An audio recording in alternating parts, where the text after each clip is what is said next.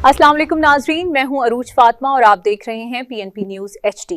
आइए नजर डालते हैं आज की अहम खबरों पर।